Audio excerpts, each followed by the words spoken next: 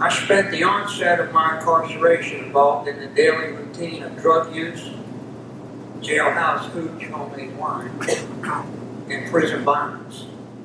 I absorbed everything like a sponge.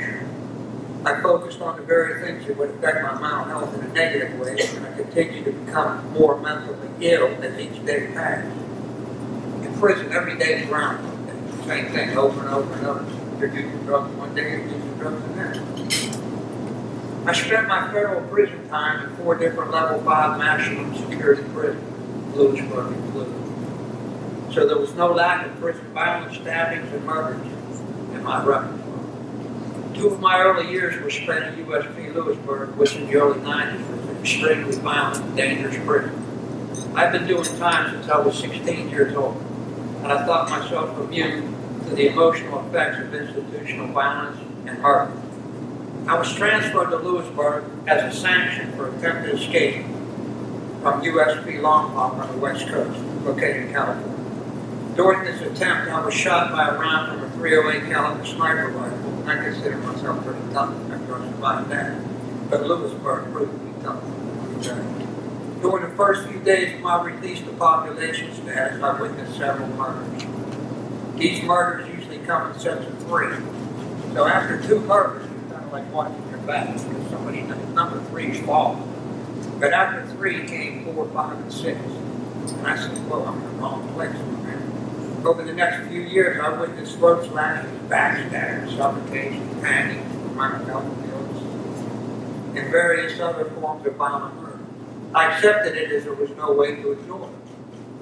Guards were assaulted and killed, female staff were raped and murdered. Lewisburg had its share.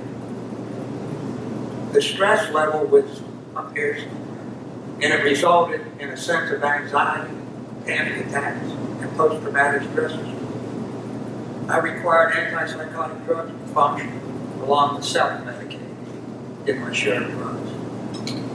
Leaving Lewisburg after 2 years, I was transferred to USP Atlanta after it reopened in '92. This began the next chapter of extreme violence. Gang wars occurred daily, and more high-risk prisoners were transferred to Atlanta. Again, I was surrounded by drama 24/7. This continued for a total of 30 years, day for day, until the day I walked out of prison, February 19, 2017. This continued on and on and on. The day I walked out of prison, I was unprepared for what lay before me. I didn't have a clue. 30 years. So I still can't use it. Never made a computer. So what the hell was that? I just found out how to put gas in the car. This past 6 months was a daily battle to fight off the effects of my imprisonment. I am prescribed anti-anxiety medication, and I underwent mental health counseling for 6 months. I've recently been formally diagnosed as a paranoid schizophrenic, suffering from a personality disorder. I'm embarrassed by these things. Totally embarrassed. I feel often that I don't fit in. The only thing I know is prison. The terminology, the war story, the prison braggadocio. I'm still suffering from depression, and this cycle involving these mental health concerns during pre-incarceration, incarceration, and post-incarceration needs to be identified, needs to be addressed now, needs to be treated before you get out. These mental health ruptures need to be repaired prior to your release. A support system needs to be in place, including good mental health counselors, jobs, and education. You know, we always talk about jobs and education.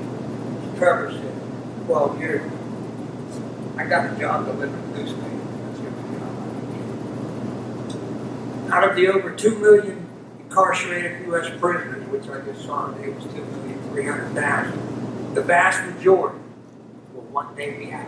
Your neighbor, your boss, your employee, whoever they are, you're going to see them. You don't know who they are. They're right next to you. They'll be released into society. It's up to you to make sure that us, as ex-cons, whatever you want to call us, we return in control of our lives. You know what I'm saying? We have to be in control of our lives from the beginning. And emotionally sound. No mental health problems. because we're going to be a drain on society. We have